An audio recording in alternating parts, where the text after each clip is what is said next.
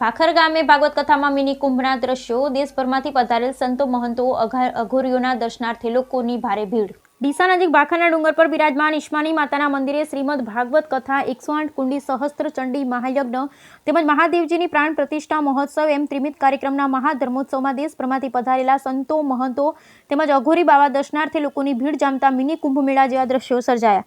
ડીસાના Dantiwada road પર આવેલ ભાખરની પર્વતમાળામાં બિરાજમાન શ્રદ્ધેય શ્રી ઈશ્માની માતા યાત્રાધામ ખાતે પૂજ્ય મહંત શ્રી 1008 રઘુનાથ ગિરિજી મહારાજ તેમજ ચાતુર્માસે બિરાજમાન મહાકાલ સેનાના સંસ્થાપક દિગંબર સંત શ્રી ખુશાલ ભારતી મહારાજ અને નાની ભાખરના ગ્રામજનો દ્વારા મહાદેવજીની પ્રાણ પ્રતિષ્ઠા નિમિત્તે 108 કુંડી સહસ્ત્ર ચંડી મહાયજ્ઞ તેમજ શ્રીમદ ભાગવત કથાનું આયોજન કરવામાં આવ્યું। કથામાં આંતરરાષ્ટ્રીય કથાકાર પૂજ્ય રમેશભાઈ ઓઝા વ્યાસપીઠ પરથી કથાનું રસપાન કરાવી રહ્યા છે।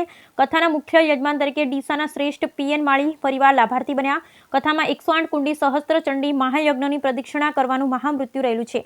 આ ઉપરાંત આ ધર્મોત્સવમાં દેશભરમાંથી મોટી સંખ્યામાં સાધુ સંતો મહંતો અઘોરી બાવાઓ પધાર્યા હોય। ધર્મોત્સવમાં મિની કુંભ મેળાના દર્શનનો સમન્વય થઈ રહ્યો છે। સાધુ સંતો મહંતોની ગાદીઓ તેમજ અઘોરી બાળાઓના ધૂણાણી પણ લોકો પ્રદક્ષિણા કરી દર્શન કરી ધન્યતા અનુભવી રહ્યા છે। જે રીતે કુંભ મેળામાં સંત દર્શન થાય છે તે જ રીતે અહીંયા પણ સંત દર્શન કર્યા બાદ લોકોએ કથા શ્રવણનો લાભ લઈ રહ્યા છે। બ્યુરો રિપોર્ટ ભરત હક્કડી, બનાસકાંઠા।